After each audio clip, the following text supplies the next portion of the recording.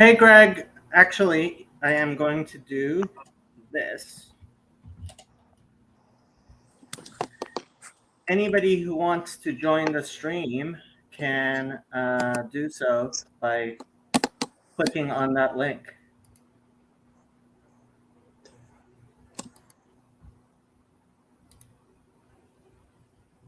Well, I guess. No, it's not Discord. It's StreamYard.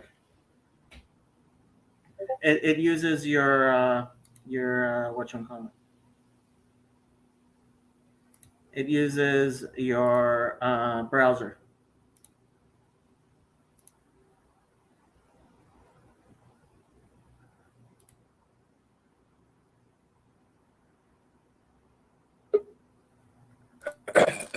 Hi. Hey, Chad. How you doing? Good enough. How are you? Good. So, how's life? Life is going pretty well. Things are going well.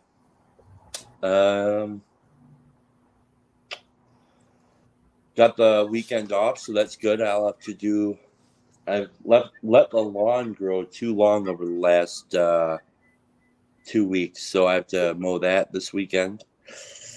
Do some laundry. Spend some time with Anne, my wife. Go to a meeting tomorrow morning, an open meeting, which means anybody can attend. And that'll also be on Zoom. If you're ever looking for a link for that, I can hook you up, bro. I don't know.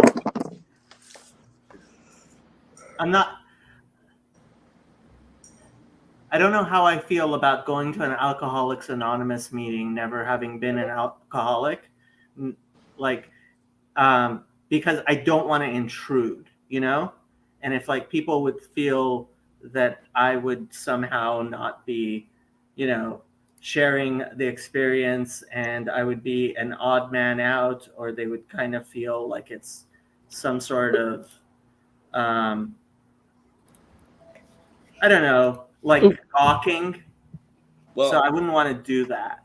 So there's two different kinds of meetings. There's what we call closed meetings, which are reserved for just alcoholics. And then there's open meetings, and that means anybody can go, but only alcoholics can participate in the meeting.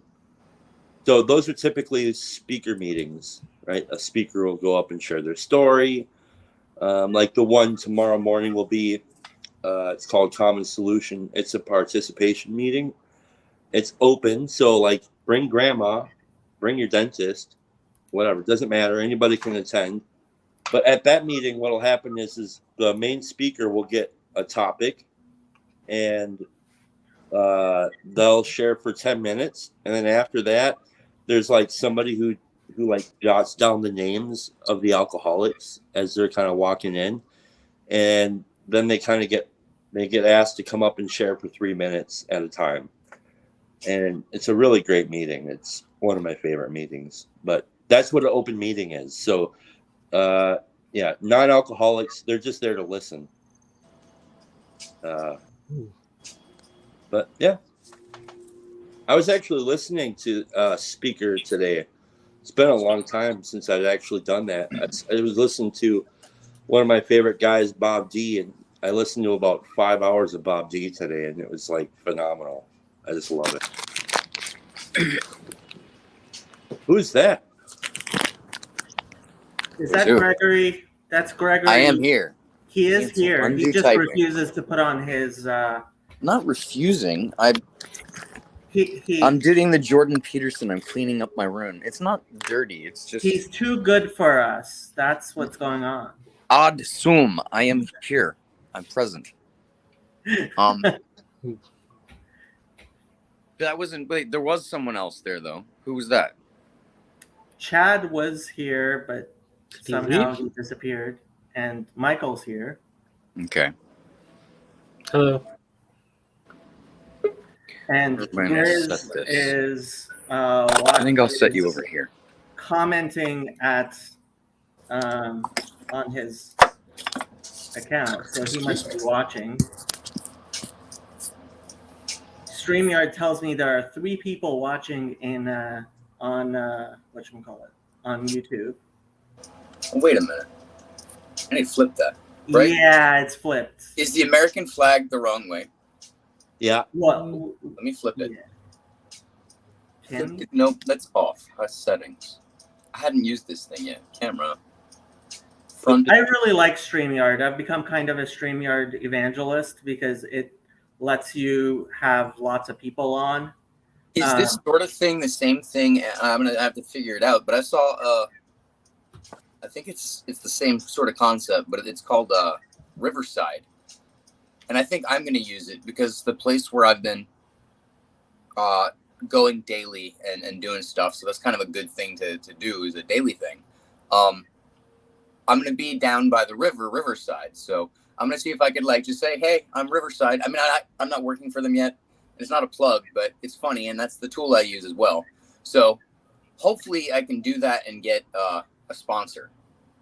Oh, you know what I mean? So the company's name that does, so instead of, this is called which one? StreamYard. StreamYard, yeah. With the duck. I don't know what Riverside's is, but Yeah. You know what I mean? Like the idea that it's all about streaming, the thing with the duck, I don't know what their logo is, but I'm going to be at a river and I'm going to be Riverside. So and I hope I can, if you don't pay for StreamYard, you can't take this off. Okay. But since I pay for it, I can take that off. And I think you can use everything else, even if you're whatchamacallit. So it has lots of. I mean, I really like it. I use it. You can do stuff like that. You can even play videos. And you can. And it doesn't do like Twitch. Like you can get in trouble if something in the background plays and you don't censor it, and whoopsie daisy, it's a copyright infringement, and then 3 strikes and you're done. No, you misunderstand. So Yeah. StreamYard, you pick what you. So this is being streamed to Twitch and YouTube simultaneously. Oh. StreamYard doesn't actually isn't a platform itself. It's just a way of. Well, hello world. to It's other not things. just internet of YouTube. It's not just BitChute. It's not just whatever. You could go where can you send it? Anywhere you want. Anywhere and everywhere. Yeah, and as Mars. many places as Hello Mars. as many Beaming it places you straight to like. Mars. That's cool, man. Yeah. Roman says, it's interesting because I did think about what would happen if you tried to extract Jesus out of Christianity. What would you get? I don't think you'd get Islam. I think you'd get AA. I don't know. Does AA extract Jesus out of Christianity?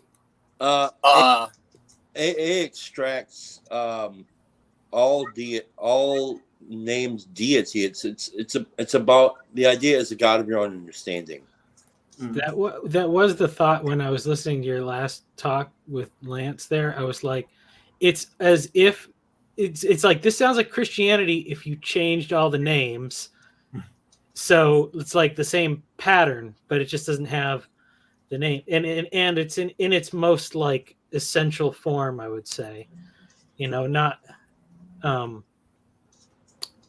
it's interesting because it's it's very Protestant in that way, I guess you could say. Oh, it's ultra Protestant.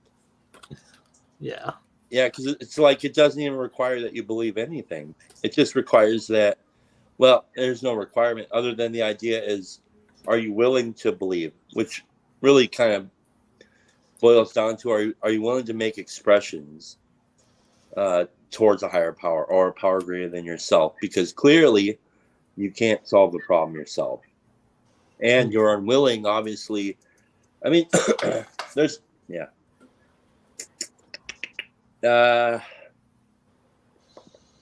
Hard to explain, other than to say, yeah, I was like, oh man, I gotta I don't know, maybe I'll have to make a commentary about it or something.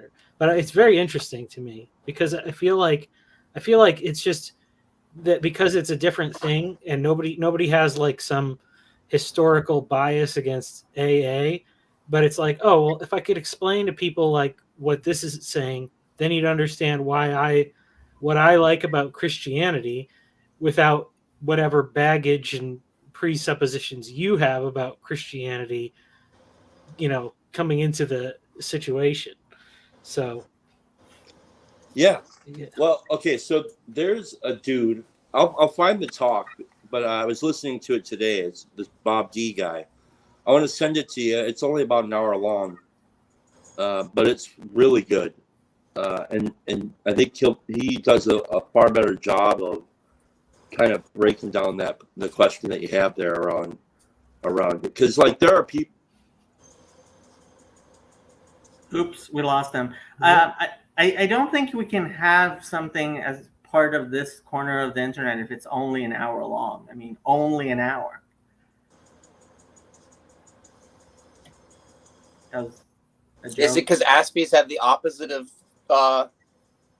like ADHD? goldfish attention span, where like I don't know, whatever has the opposite of goldfish? Yeah, I mean, I don't think most of us. When I talk to people and I say, "Yeah, this is an hour-long video," like they're like, "Okay, I'm never gonna watch that." But when somebody gives me like a 5-minute long video, it's like, why would I bother with a 5-minute long video? I mean, I really do like Seamus McLaughlin's thing, Freedom Tunes. So, yeah. Hold on 1 second. I'll be back. I liked him, Freedom Tunes, but like, seems like not much. I don't know what that is. Freedom Tunes? I don't think so. Yeah. So he was a lot more popular maybe a couple of years ago. He's basically like a right-wing cartooner for adults. Like he makes funny cartoons, Okay. making fun of like one of his better ones was Ben Shapiro at Thanksgiving, and like he had like the whole family sound like Ben Shapiro and look like Ben Shapiro. So like there was Ben Shapiro's mom, and they all talked really fast. And So they're like animated cartoons, like yeah, that's cool. Yeah, it's funny. So what have you been up to, Michael? Well, just been working a lot. I took on some more responsibility at work, so it's reduced some of my video making time and stuff. Well, except that I've now just been making videos while I'm driving, which might be not safe. I don't know, but yeah, that. I mean, I have to do something just because I have so much time to listen to everything that happens in our corner, and then I have to share my opinion about it. So, so I'm trying to find the times to do that a little bit, but I'm getting to the end of my off season, and I have to get back to work and actually do stuff. And so I'm probably going to be making a lot less content, but for some reason, during my busy season, I tend to actually do a lot more work. You know what I mean? It's like, it's weird, but like those 2-3 months when I'm really busy, I'm so much more productive than my off time, which is weird. Yeah. Well, I don't know. That's what they say. Like, if you want something to get done, give it to a busy person or whatever, or something like that. Like somebody who has free time to do things is not generally a productive person. So do you work for yourself or you work for somebody else? No, I work for a big company. Oh, A big construction company, cabinets. So, yeah. So in Okay. all the new, we put all the cabinets in the new homes, and I go and fix them. You go fix them? What do you mean you fix them? Well, like, so the cabinets go in the house before the flooring, the plumbing, the countertops, the electrical, the painting. So by the time it's closing time, the cabinets are in rough shape. So Oh, I go fix everything. And then also when people have like a warranty or whatever. So if anything breaks within a year or whatever, I'll go and fix stuff at people's house. So it's it's kind of weird. Like I didn't think like how much need can there be for this job, but there is a heck of a lot. So especially where I am here. So Why do they put the doors on the cabinets before everything else is done? I mean, but I guess you could say just because that's how they come. They come fully assembled. Okay. It would be smart probably to do the doors separately. Then that just means the inside of the cabinet would then get trashed. So, yeah. But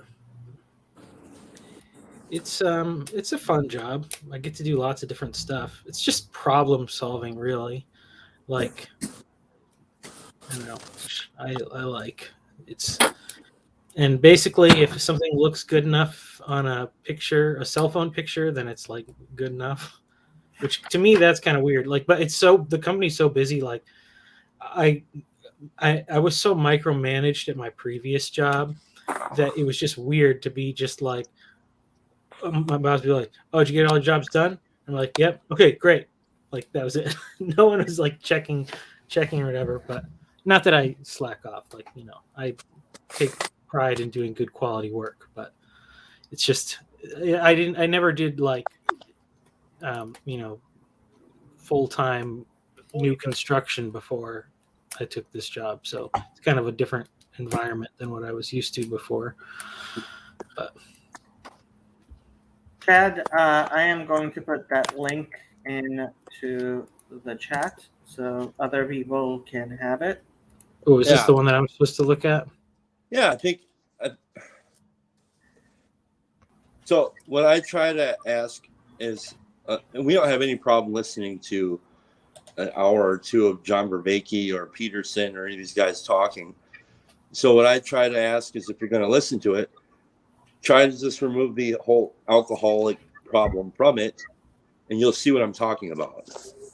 So it's hard to explain it, but this guy is very well seasoned at sharing about the principles, and he does that through his story, obviously, but he's talking about what everybody on the planet deals with to a degree. Yeah. Right. Yeah, I think, yeah. That was the other thing that struck me when you're saying, because I understand in the sense that of like, you guys are kind of talking about how like, it's not for, it's like, AA is only for alcoholics, but yeah, everybody has something that they have the same level of addiction to. It just may be something that's so much less self-destructive that you can go your whole life being addicted to a thing and not knowing that you're addicted to a thing, because no one ever forces you to go without it. I mean, I guess it's that's really the way Tim Keller, when he talks about idolatry, he talks about it as in terms of addiction. And I say, like, not all addictions are idolatry, but all idolatries are addictions. I think maybe it's the other way around. I think that's the way it is.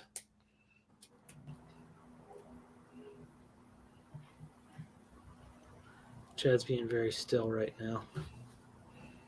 Yeah, all this AA talk reminded me that I need to I need to make sure I'm signed up for my classes. I'm taking addiction studies. So Hmm. So you can help people. yeah, I still like my job, but it's especially with COVID. So the way I get paid a very small amount for all of my customers. And some of my customers take up a lot of my time. And some of my customers, like I signed them up 10 years ago for a policy. I haven't spoken to them since. They wouldn't know me from Adam. And like I'm getting more from them every month than I do from like some of my customers that I've like spend tons of time on.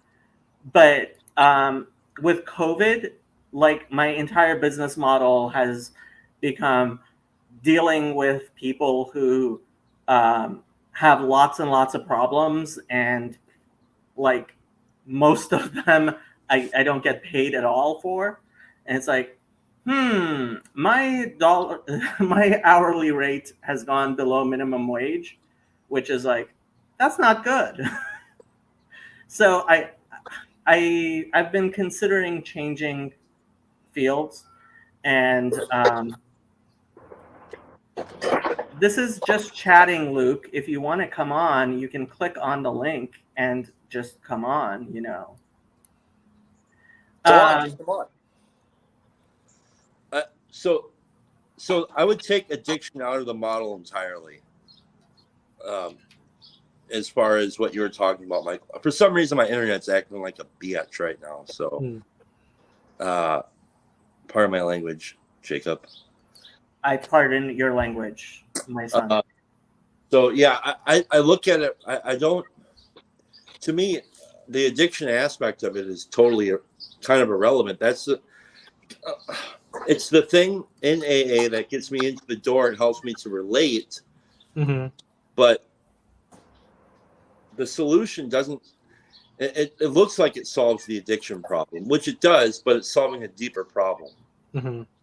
It's solving a spiritual sickness. Yeah. A problem, a separation between me and God. That's what it's solving. Well, I would say, yeah, I think because he says that not all addictions are idolatry, because sometimes addiction can be like a purely like a chemical physiological thing, and it's like, well, you're just it's like crack babies, they're born with an addiction, but it doesn't have anything to do with their spiritual state. But he says, like, an idol is it's like the functional hope of your heart. It's the thing that you are like putting your trust in, and if you were like asked to give it up, that's like that's the most unthinkable thing. Like, well, the story of, I think the reason why the story of Legion was so impactful to me was because it was talking about exactly what was wrong with me. mm-hmm. And that has nothing to do with addiction. The story of Legion had nothing to do with addiction. Right? It's about a spiritual sickness or a possession, or, you know what I'm saying? It's all the same thing, basically. Mm-hmm. And so yeah, where'd Jacob go now? Oh. So yeah, so what it does is the tools start to clear the way a bit, so I can get to see the truth about myself. Mm-hmm. And then in that, repentance happens, right? Even though I might be have some other hangups, like I might be unwilling to submit to Christ, like I still think Christ is working this miracle kind of without my permission. You know what I'm saying? And mm-hmm. So like it's weird, and I know it's hard for a lot of people to understand because they have presuppositions and other ideas about how things have to be and this and that. and all that's wonderful. But my experience is I've seen people like all different walks of faith, and people who have no particular faith whatsoever, and even so-called atheists and agnostics walk through the same process and get the same freedom on the other side, which is not just release from the so-called addiction, but a life that's aimed at meaningfulness and purposefulness. Because I was going to get some. And so that's how I understand that. So, but I mean, in that sense, then would you say though it is a spiritual thing that's happening, and they just don't use spiritual language because they don't think in those terms? You know, if somebody's an atheist but they're an alcoholic and they get freed from that by going through AA, that is if it's successful, it's always spiritual transformation that causes the success. They just don't call it spiritual transformation because they're atheists, so that's not right how they think. There's a dude I know who is atheist. He's been sober for like 25 years, and he's sober through AA. I don't want everything that he has, but I like the his willingness to still pray, his willingness to submit to the practices and to the accountability. And maybe he really isn't atheist, but he just needs to tell himself that he is. Yeah. I get that. But he still prays. You know, he says he's on the SOT program. You know, so like, and the idea is to seek God. And so he's constantly seeking. And who knows why he hasn't found. And I think honestly, like I was on the seeking program forever too. Only I believed I was praying to God. I just didn't I couldn't call it Christ. I just couldn't do it. And until, like I said, kind of without my permission, I was like smacked upside the head with revelation. And that's a wonderful thing. But I've seen that happen time and again. What's Luke saying down there? Luke says all addictions are treating a spiritual sickness. That is true. And Chris Picow says the guy in the right corner is making meth or something over there while y'all are discussing sobriety. It's ice cubes. Ice cubes. That's all it is. Meth. Ice cubes. Ice. It's really cold. Sure, we believe you. I could do like that thing from the Christmas Story, like. Honestly, I think the God of your own conception. I wish Neoplatonism was able to be as theoretical as it is, but unfortunately, people like. I would love to do the Protestant no saints thing, but I don't think that works. In what way are you saying the no saints thing? In Protestants, almost everybody's a saint. Well, I mean, like having, even like ultimately, if you weren't going to be idolatrous like Christians are, you wouldn't worship Jesus. You know what I mean? So idolatry would not be that, because idol would be something other than God, and Jesus is God. So I'm confused. Well, yeah, that's why it's not idolatry, but Right. So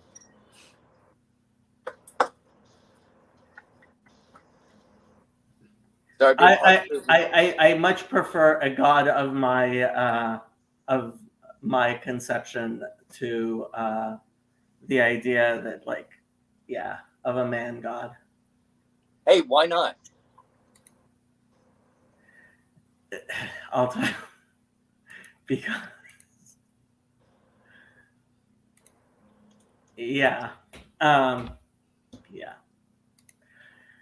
We don't need to debate the Trinity like we always do. well, I mean, Brought it up. I think that according to the New Testament, it's worse to believe Jesus is not a man than if you don't believe he's God. So,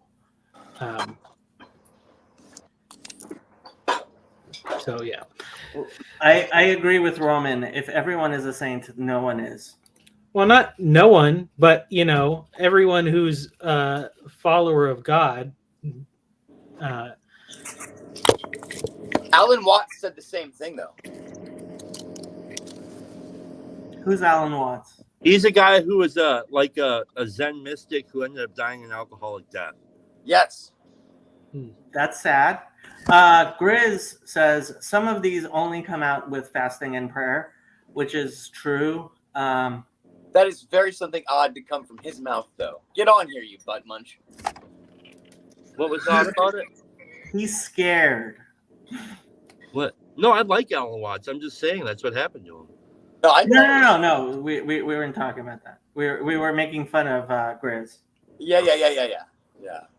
What if Jesus is half man, half God, like a centaur? Like, wait, like half this way, or like No. Half dimensions, right? He's half in our dimension and half in the spiritual realm, but he's able to manifest himself enough in each to coexist. Yes. Yeah, the Christian response to Alan Watts is what I expect and don't get from Estuary. Cool. Okay. Well, I've been trying to get people to watch to read this book called Conversations with God forever, and nobody will. So, who cares You about haven't your told me about it, although my book list is really, really long. Like I have tons and tons of books around here that I am supposedly reading, and I'm not reading any. Well, that's not true. I do read some, but like I don't read as much as I'll never get through my book list. Let's put it that way. I'd really like to stay and hang out, but my phone is acting so weird, dude. Like it got hot and it shut down for some reason. That is weird. I don't know what that means. And then the Wi-Fi isn't working like I'd like, and it's pissing me off because I really want to talk with you guys. So you're in the freezer right now, and I don't think this is very sustainable. So Yeah, I've had my phone overheat, but that's usually when it's in the sun and stuff. why is it?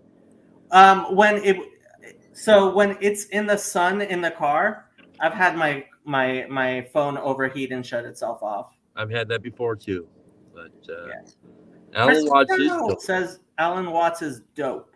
Alan Watts said something like, "You're not the wave, you're the entire ocean." So, Gnostic bullshit. No, everything is Gnostic bullshit. Who wrote the book you're talking about, Chad? Neil Donald Walsh. Okay. Neil with an E, Walsh with a. Yeah, I found it here on Amazon. Or just you can spell it for the other people that are wanting to. Yeah, they can figure it out. I think Jesus is the guy in the video game with the top score. What guy? Like the guy down the street making tacos? That Jesus? I have no idea. I don't disagree with you. Jesus has 3 initials at the top of the video game, and nobody has beaten him so far. Lies. God wanted me to tell you not to spank it. You don't deserve that O-face, slacker. What? Chris, did you have to go there? Well, I really wish I could continue to talk with you guys, but You need to get a computer. Why don't you have a computer? We I should do. get It's a called a computer. phone. They do different things. So I moved into my parents' old place, and they left their old TV. I haven't had a TV in like 20 years, and so I'm using their TV as a monitor now, and it's like huge, and it's actually pretty good. So Who is this guy? This Greg dude? Greg, tell us about Greg. Tell us about Greg. Yeah. Oh, his father's here, so he can't. That's not your father? That's your roommate, uncle, grandfather? It's his meth This, dealer. this is Chuck. This is Chuck. We're Hi, gonna Chuck. make dinner. Aha. Chuck, this is Jacob. Can you see him in the corner? Hi, Chuck. He's the guy waving. Right there. That's Jacob. He's waving. What is he? What is he? Hi, Chuck. Why is he waving at you? Because he's on the internet. This is the internet. Say hi. No, not yet. Not yet. Don't say. Hi. Hi. He says I ain't high yet. All right, so I'm gonna go make dinner. Okay. He says I'm hungry. Come on, let's go. We need to do this. So Okay. Go do that. we're gonna make dinner. So yeah, that's what we're gonna do. I'll holler at you. Do you think it's a good idea, that Riverside thing? Because we go fishing. I didn't go this afternoon with him, but he just went down to the dock and fished with some live worms. But I have no idea what it is. It sounds like it's some sort of platform. Yeah, like it's like Twitch. I think it's like the behind the scenes management of like clipping and I don't know. I don't actually do any sort of video editing or stuff. I live stream everything, and yeah. I'm trying to get Moby Dick. Yeah, he's trying to catch Moby Dick. Have What's really fun. important is, Greg, Once I start publishing, it's gonna be hilarious. do you think it's a good idea? Moby, but then he see his dick. Oh, that's It probably would have scared us.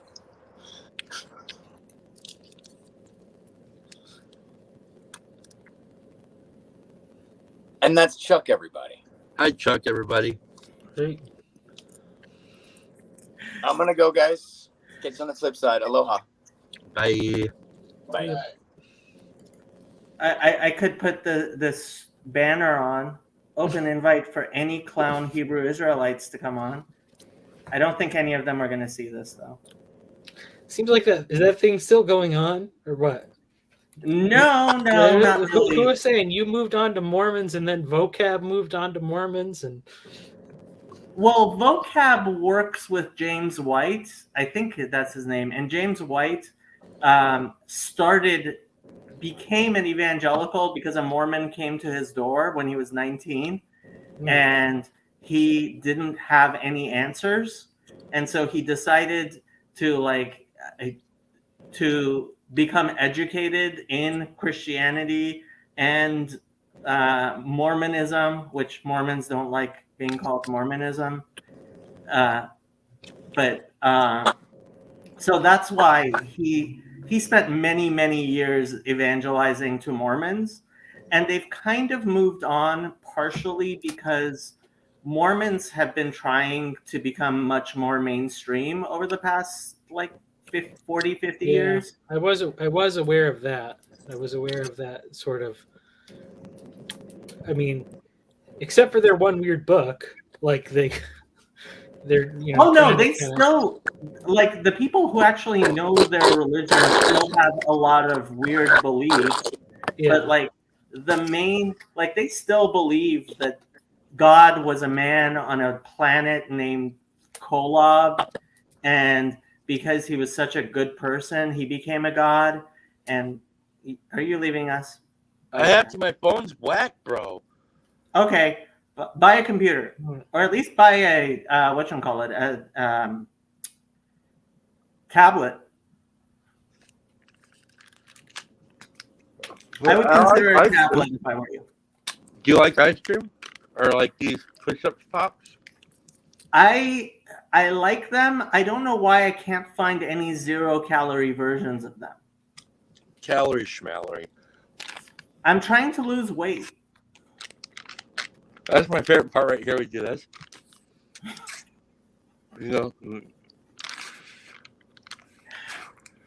Chad, you kill me. All right, guys. Thank you for taking the time to chat with me. I appreciate you. Oh yeah, we appreciate you. Oh, look at this guy. And he has a cat. Well, let's see how much longer we can go without this thing blowing up again. Hey, I should say, if anybody on the internet needs a dog, I have a dog that I can't keep. So, You still haven't homed that dog? I told you there's like No. Facebook groups for that. well, yeah, my wife's trying. She's the one that's allergic to him too. So, I mean, she's more motivated. Like, I feel weird because I'm like he's a really friendly dog, and I'm like, I shouldn't get too attached to this dog. What like, kind of Yeah. allergy? Like, can she do a TikTok of her allergic reaction and a she, desperate plea for help?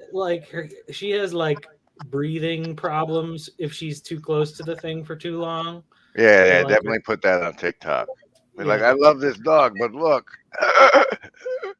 she'll be gone in a week. I see. Yeah, the sympathy. Well, a bunch of people said they would adopt the dog, but they all live in New England, and How big Yeah. is the dog? he's a pretty big dog. Like how many pounds? I don't know, 60 or 70 or something.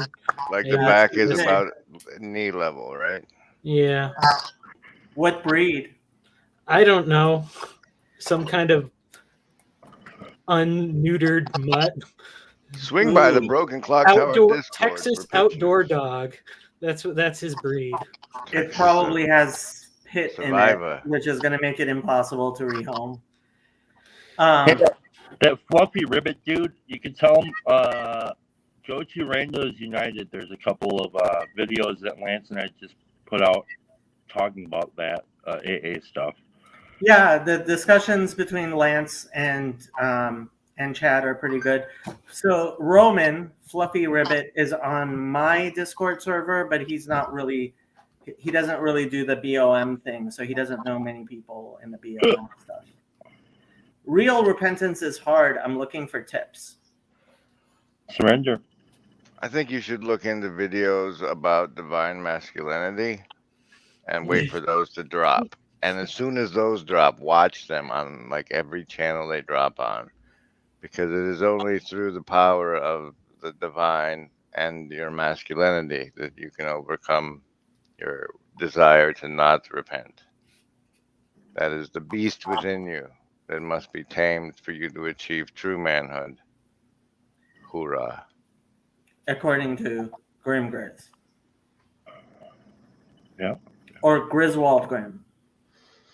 Grim Grizz is really what it is. The other one. We should play a game where we try to guess his government name. I actually know his government name. I tried this a couple times. Once I thought it was Chris, and then another time I thought it might be Matt, but maybe John. Hang on a minute. Sorry. I'm just glad it's not Luke, to be honest. 'Cause, ooh, that's a hard one to live with. How's Michael? Michael can't be that. I mean, it's like, that's a lot to live up to, right? It's definitely Luke. It's not Luke. I'm not saying common a name word for, like, because I don't want to many dox him. years. So it's just there's always another Michael every time I go somewhere. Right, but I want you to live up to, like, the Archangel Michael. All right, I'll do that. Jacob, what if you lived up to your biblical namesake, what would that look like in your life? I would have 13 kids. It's a good goal.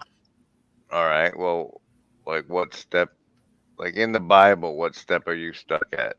Well, he had 4 wives, and I've had 0. 4. Okay, where'd he get the first one? Was it at a well? Yeah, yeah. He went to visit his mom's family and met a cousin. Wow. Okay, well, bro, where do you know where your mom's family is at? Can you go pay them a visit before you have to get busy with work? That's not gonna work. You don't know what? Do you doubt the Lord? He set forth the Jacob pattern. It says, "Go visit your mom's family. You'll meet your wife." And what do? Nothing. Nothing, Jacob.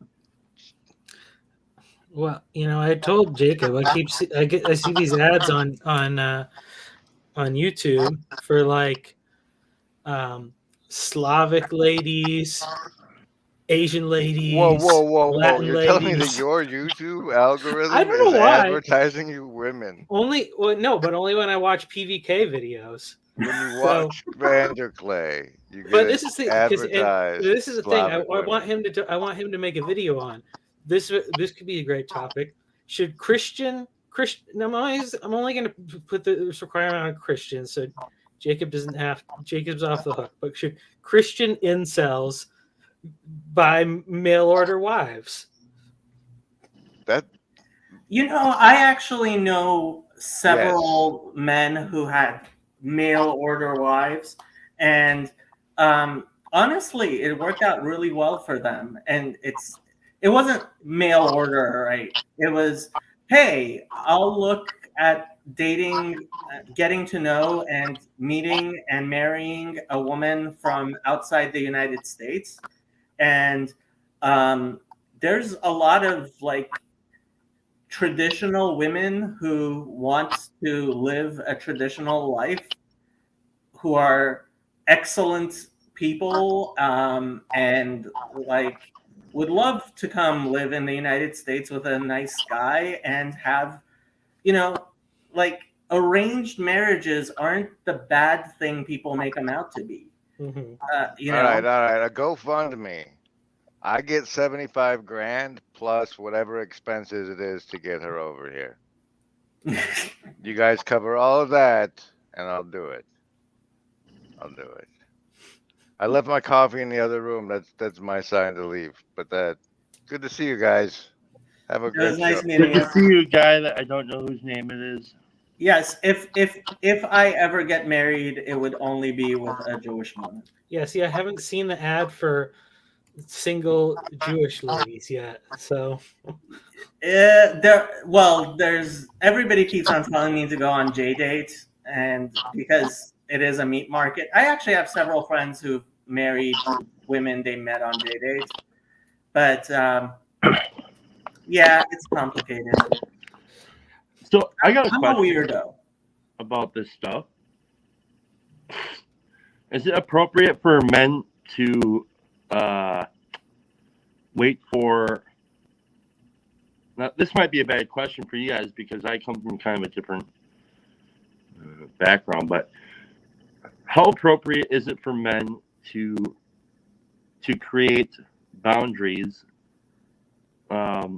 with when courting, and stick to the boundaries and not depend on women to create the boundaries? So you're asking if men should be like, I'm not going to sleep with you until we're married? Something like that. Not only sleep, but like maybe even kiss or hold hands or any of that. Well, when I was dating and I was religious, I would not touch the person I was dating at all. In fact, we wouldn't even be alone in a room together. Like we were always in public, and I was strict on all that stuff, and almost got married twice. Both times fell apart, but yeah. So I mean, I really do agree. Like in the Hasidic community, like sex segregation is really, really serious. It's to the point that some families, when I would go over to their house, they would have separate tables for dinner for men and women. I don't know. I think that's interesting. I think it's a little too far. So the reason why I ask this, well, what do you think, Michael?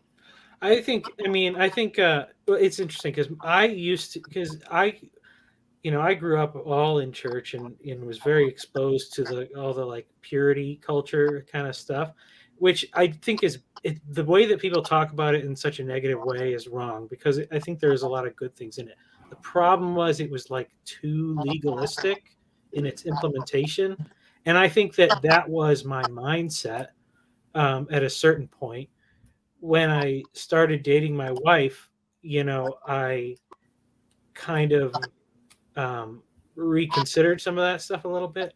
But I mean, we we did a pretty good job. And she's the only woman I've ever kissed. You know, so like, but like, you know, we were friends for a long time. But on our second date, we were like, "Oh, we're gonna get married." Like, Yeah. we just knew, you know, we knew. So then it was like, you know, it was not. It wasn't as much of a, you know, I mean, we were really careful about stuff like that, like, you know, being alone in each other's like homes and stuff. Like, we didn't really do that. You know, if we would go alone out on dates, but we wouldn't like hang out at each other's homes by ourselves or anything like that. And Yeah. so, Well, you know, yeah, I asked because, like, the problem that I had, I come from the complete opposite extreme, where there was a lot more promiscuity, and there was no, I don't know. I don't.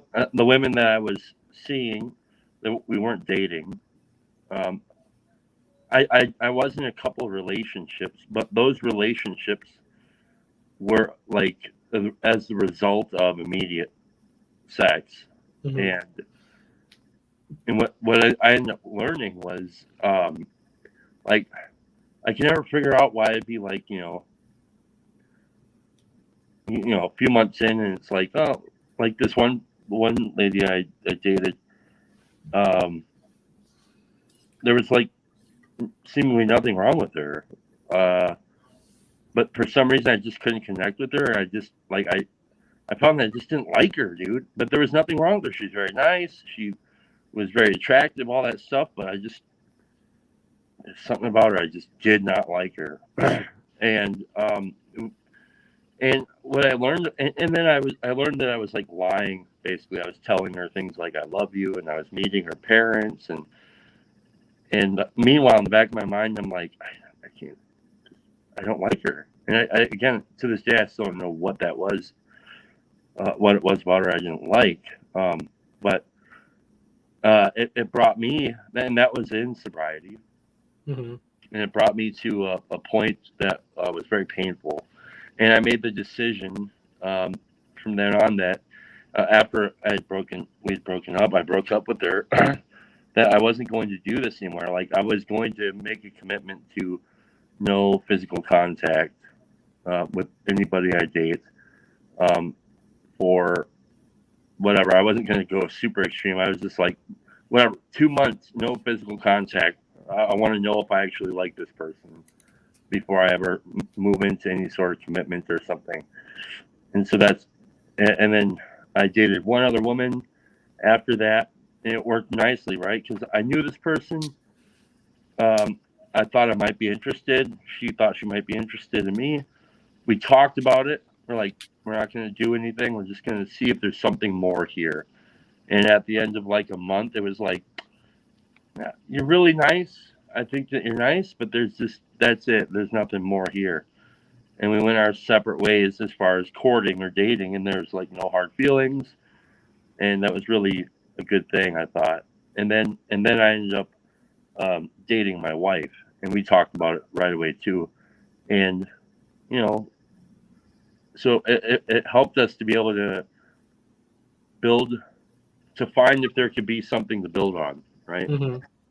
And that's why I asked, because I know a lot of dudes who are like me, where they live kind of promiscuous. They don't know anything about boundaries, or at least creating boundaries, and they're wondering why they're miserable and being, you know, just go to the bar, pick up chicks, do all the stuff that guys like that do.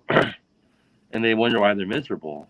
It's like, you haven't spent any time to actually see if there's something else there other than just sex, you know? That's what I was asking. How long did you date your wife before you guys got married? Before we got married, we Yeah. dated for a year. Okay. Mm-hmm. Wait. No, we got married on our 2-year anniversary. So, Michael, are you imagining that your daughters are going to bring every date home before they go out and stuff like that, or you don't think you're going to be that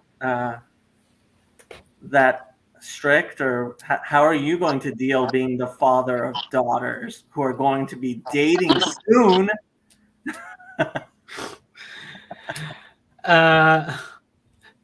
This is Roman, by the way. Hi. Hello. Hi. I think it's always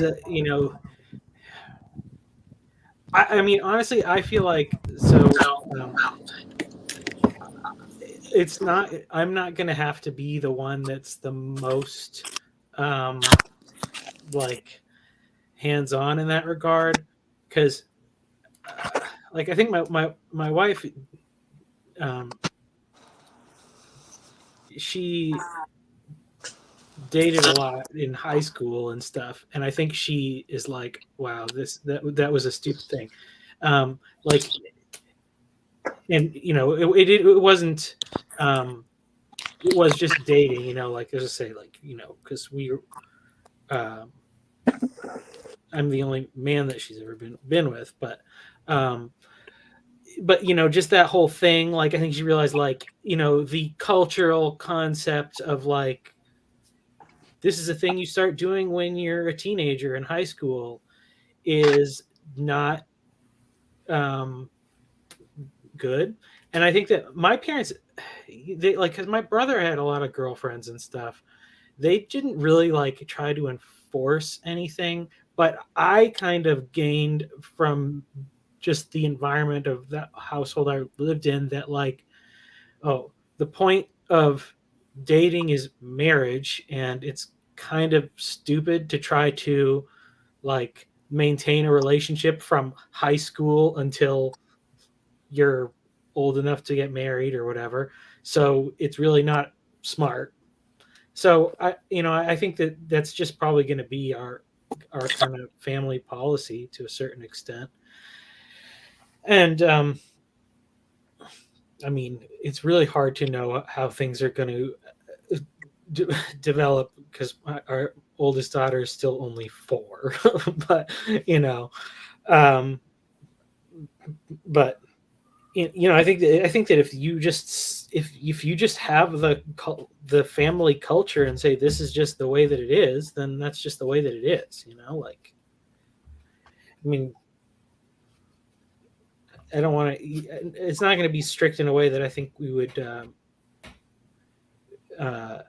have to worry about them going behind our backs and sneaking around or anything like that. But I mean, because we don't even. We're probably going to homeschool them anyway. So Yeah, I mean, I've gotten to the point where the only thing, like, when I talk to people who have kids is like, I'm trying to tell them to homeschool. But part of the problem is that from what I've seen, most of the private schools are worse than the public schools even.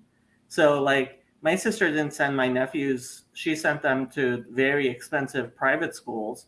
But yeah, like, the craziness is even worse in those private schools than it is in public schools. And I think a lot of people, when they realize the craziness in the public schools, they're like, oh, well, I'll put them in a Christian school. And like, and I know the Jewish schools, like most of them, they're just as bad. Well, I think this gets down to a really important topic. Like, I would guess if you were to ask 100 people from the ages 18 to 35 what dating is, they probably, I bet you most of them couldn't tell you what real dating is. yeah. And not only that, but have they ever actually done it? And I think that's and to rely, like, when we say, well, private schools versus public schools versus Jewish schools, whatever, like, again, there's when we talk about it in those terms, it kind of seems like, again, we're relying on the public or the school system to teach them things like what is dating. It's like, okay, so what is dating? So okay, there's kind of the Sam Harris problem here, which is there's a lot of things that intellectual people like us will sit around and theoretically talk about, like homeschooling, which is, oh well, as parents, we would teach our kids this X, Y, and Z, whereas from my experience, the vast majority of parents, maybe not the vast majority, but certainly a majority of parents, they have no effing clue about pedagogy in any way, and would be even worse than a lot of these crazy teachers without at least some sort of curriculum for what they're teaching. So it's, yes, I believe in parental rights, and I believe that if a parent wants to homeschool their kids, as long as there's some bare minimum of education, that's fine. But I think for the vast majority of people, like, they need that help from our society. And if our society is actually helping people raise their kids, we would be much better off. So I want to see actual schools that people can send their kids to, as opposed to like telling everybody to homeschool. Because yeah, you know what? I'm sure you and Mike and probably Roman too. I've only known Roman for a little while. Would make great homeschoolers, whereas there's plenty of nice people who are going to be really, really bad at it, and they need that communal support. Yeah. Well, I can say, because I'm probably have to get off here in a minute or two, but because I taught at a Christian private school for 3 years. My wife taught there for like 7 years or something like that. And also, being in youth ministry and stuff, like it's whether you're sending your kids to public school, private school, or homeschooling, their success is always down to the parents themselves.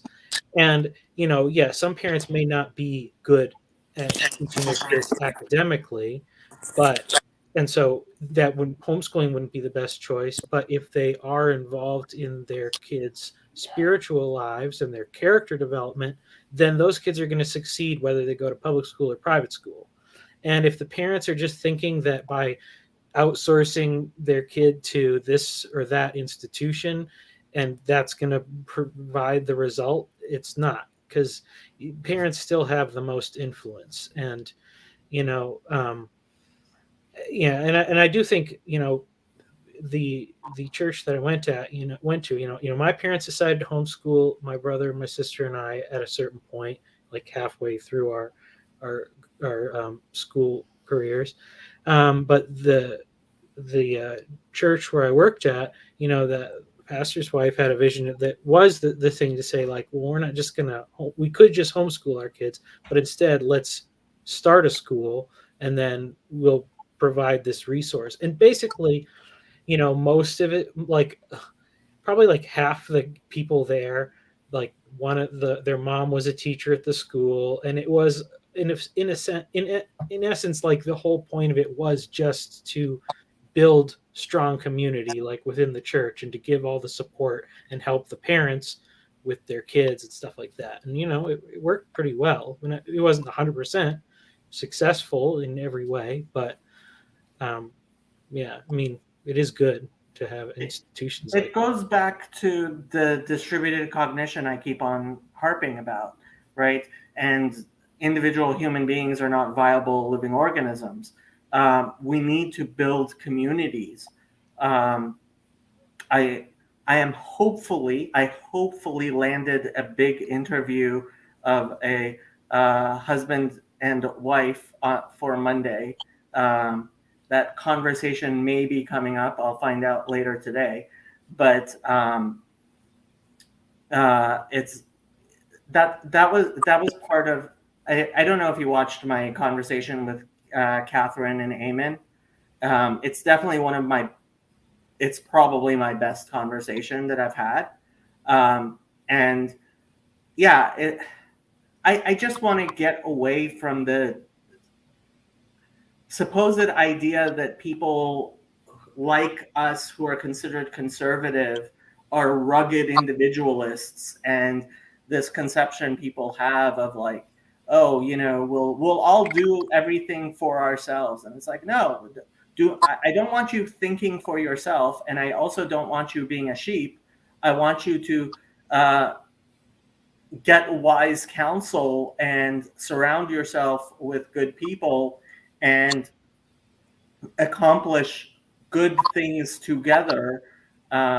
So yeah, that's my whole spiel.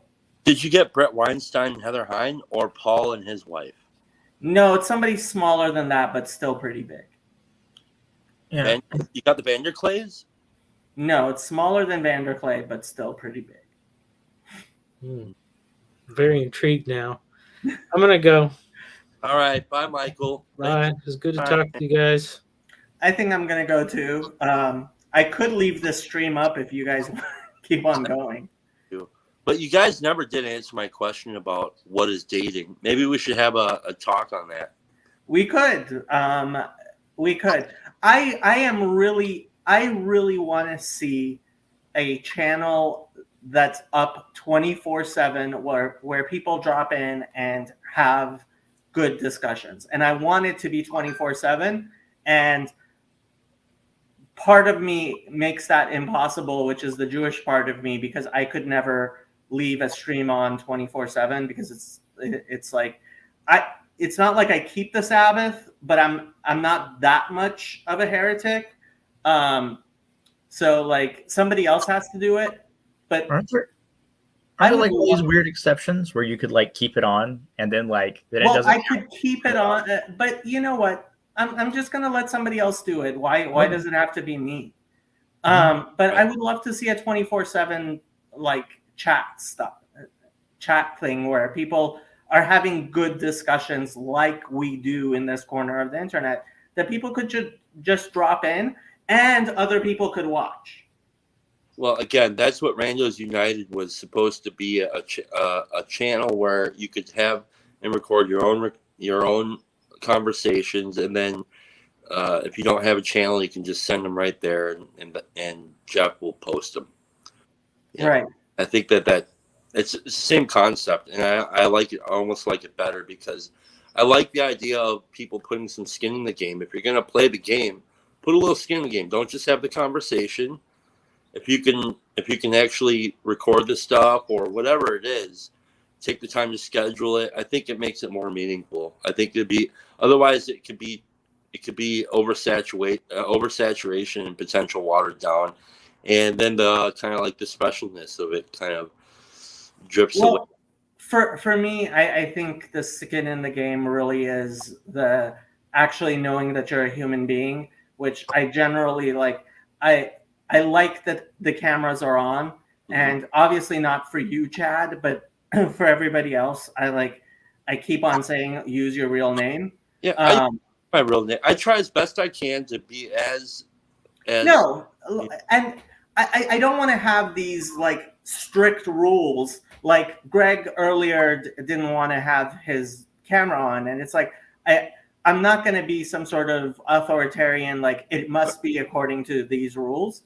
Right. But what I really like about the 24/7 that anybody can drop into is because I understand what you mean about skin in the game, but at the same time, I also want to make it possible for the lurkers to, like, at the very least, put comments in the chat.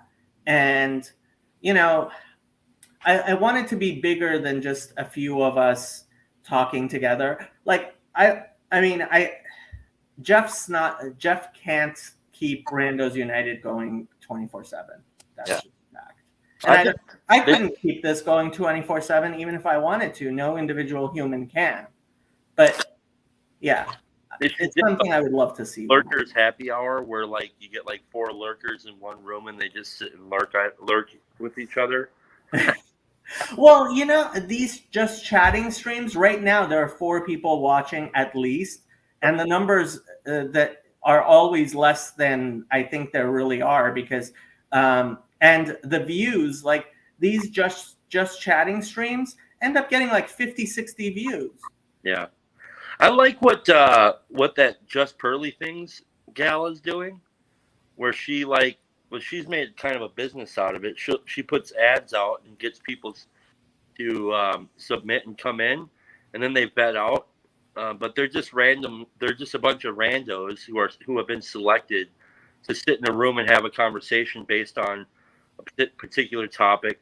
Usually, it's kind of a red pilly topic, but there's a lot of different. There's kind of a there's a diverse panel, so it gets some good conversation. I don't know if you ever watched her channel. Who is this? She's not from this corner, but she's called Just Pearly Things. Just Pearly Things, and she got kind of what really blew her up was she started getting her feminist friends, and she would do a reaction to the Peterson Newman video, the whole thing, and then like, so Pearl was really like, she was real fluent in the Peterson stuff, and red pill and all this shit, which is great, but whatever. And so it's interesting. So she started doing this, and she like had like 6 or 7 different feminists each, a series of these, and then she started to get some flow into her channel that way. And then she rented a room in London where she would just get like 6 different people in there, and they would have a topic like our modern women. What's the one topic? Are modern women like children, right? And that'd be the topic, and then it would just go around, and that's real interesting because I don't know. I think it's cool because I think you get more of a real feel for the culture. You don't get like an inflated version of it. They're randos, and they're having, just like we do in our voice chat, but well, I think real human beings, there are a lot of bots on the internet, and not just in terms of actual bots, but people who are playing persona, or for them it's a character on the internet, and they're willing to make all kinds of stupid arguments that when you're talking to somebody like we are right now, like, you would never do that, and that's deranging our conversation as human beings. Okay, I do have to go. Me too.